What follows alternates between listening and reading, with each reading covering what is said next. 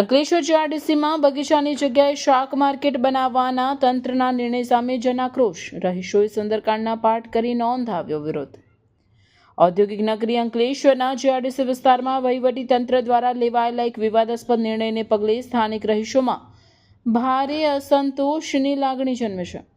GRDC પ્રશાસન દ્વારા COP2 હેઠળ હરિયાળા બગીચા માટે ફાળવવામાં આવેલ જગ્યા પર હવે શાક માર્કેટ બનાવવાનું આયોજન કરવામાં આવતા રહીશો રોષે ભરાશે.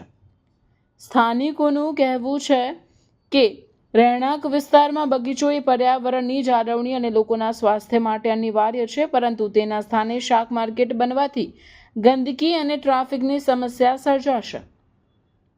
આક્રમક વિરોધને વાચા આપવા માટે સ્થાનિકોએ કોઈ પણ પ્રકારના હંગામા વગર અત્યંત શાંતિપૂર્ણ અને ભક્તિમય માર્ગ પસંદ કર્યો હતો. રવિવારના રોજ મોટી સંખ્યામાં વડીલો, મહિલાઓ અને બાળકોએ બગીચાના પટાંગણમાં એકઠા થઈને સમૂહમાં સુંદરકાંડના પાઠ કર્યા હતા.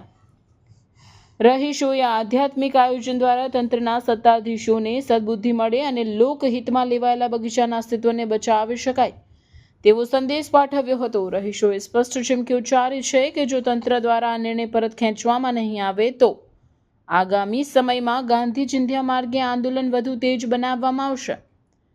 હાલ તો આ અનોખા વિરોધ સમગ્ર જિલ્લામાં ચર્ચા જગાવી છે.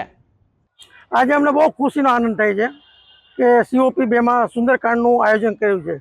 એ પણ અમને AI અને નોટિફાઈડના સહકારથી, કારણ કે એ લોકોએ શાક માર્કેટ કરવા આવ્યા એટલે અમારે સુંદરકાંડ કરવાનો થયો, જગ્યાને પવિત્ર કરવાની થઈ. એટલે અમારું એક જ વસ્તુ કહેવાની છે, વિકાસનો ગાંડો ન કરતા ને ખોટો સહયોગ લેવો પડે એવું ન થાય. એટલા માટે આ COP2 ને ગાર્ડન તરીકે વિકસાવે અને આજુબાજુના રહેણાંકવાળાને ગાર્ડનનો ઉપયોગ કરી શકે, બાળકો રમી શકે અને બહેનો અહીંયા ભજન કરી શકે, યોગા કરી શકે, એના માટે આ ગાર્ડન છે. આ ગાર્ડનની કિંમત ઓલરેડી GIDC વસૂલી ચૂકી છે, એટલે એને હેતુફેર ન કરો અને આ ગાર્ડન રહેવા દો. આજે સુંદરકાંડનો ભવ્ય પ્રોગ્રામ કરેલ છે, હજારોની પબ્લિક આવેલી છે.